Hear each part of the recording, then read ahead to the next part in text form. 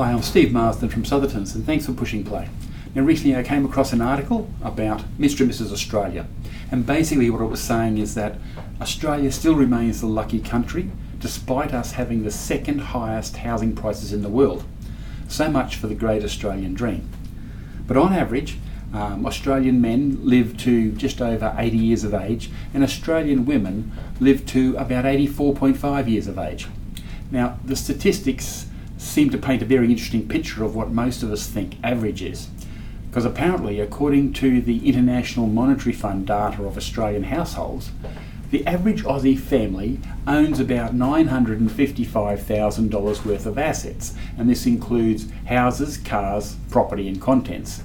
Our total household debt is $245,500, and we save about $100 a week.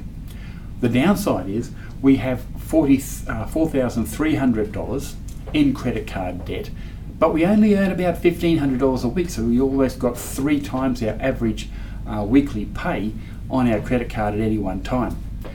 We also work about 32 hours on average per week. So when you think about those housing numbers, obviously a lot of those houses are based in Sydney and Melbourne.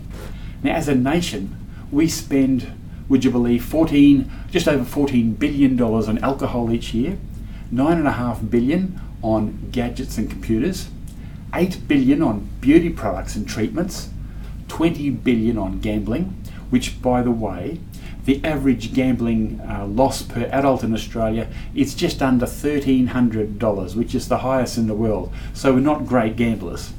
The average household has about $160,000 in super, and that's a positive, while couples between the age of 55 and 64 have the most, which makes sense because they were the accumulators when the compulsory superannuation came in. So, because of obligatory superannuation, Australians technically have become the biggest savers in the world, and clearly the baby boomers have made the most of this when it was introduced by the Keating Labor government and encouraged by succeeding Howard governments after that. In 2015, Australians gave up $229 million to scam artists. Yes, we are a target for many Nigerian and East European scams. Now, what does this mean? Well, overall, it probably doesn't mean much other than highlighting where you might stand compared to Mr and Mrs Average Australia as far as statistics go. It does highlight that perhaps our debt assets are not as bad as we may have thought. However, our retail or consumer debt, that is the credit card debt, is almost 3 times our weekly take-home pay. So this is probably of more concern.